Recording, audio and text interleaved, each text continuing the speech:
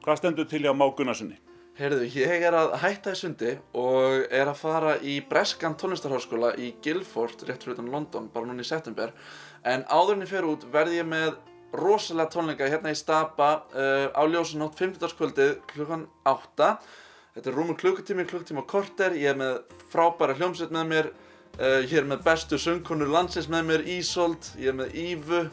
Og þetta sem sagt bæði svona tækifæri mig til þess að kveðja bæjarbúa og sömuleiðis þetta líka svona fjármögnunar fyrir mig til þess að fjármagna námið úti þar sem ég var ekkert beint á launum við að æfa sund.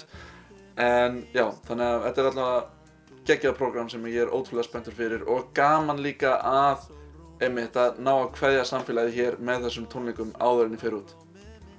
Mikið af nýrri tónlist? Þetta alltaf svona blanda af gömlum íslenskum dægarlögum sem að ég búinn að fikta eins í og breyta og síðan auðvitað eitthvað af minni músík líka. En námið sem þú ert að fara í, það hlýtur að vera spenna fyrir því? Ekkert smá sko, líka bara að fara út í algjörlega nýtt umhverfi og ég fæ af mig ensku þarna auðvitað, þannig að ég kemur örugglega heim með rosalegan enskan raum.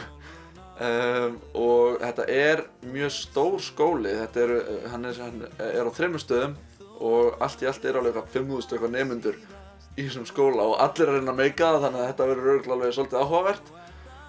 En ég alltaf óbúslega spenntur og Max kemur auðvitað með mér, þannig að við erum saman í þessu, ég og Max. Þú ert að fara í 3 ára nám í Englandi og þetta hlýtur að kosta einhverja formúuna, geri ég ráð fyrir. Heldur betur. Og þú ert að halda þessa tónleika svona til þess að fjármagna námið og við gerum ráð fyrir að þú viljið sjá þitt heimafólk mæta. Algjörlega, mér þætti óbúslega vænt að gera gott partí hér í Stapa í Reykjanesbæ og bara að sjá sem flest kunnulega andlit okkar heimamenn mæta og styðja mig í þessu. Mér þætti óbúslega vænt það. Fáum aðeins að heyra það nýjasta sem ég var að gefa út, en þetta ábreiða af eldgömlu lagi sem ég búinn að taka og snúa í nokkra hringi og breyta alveg pínu og mér finnst ótrúlega skemmtilegt hvað þetta ólíkt orginalnum. Þú ert allt sem ég áður þráði.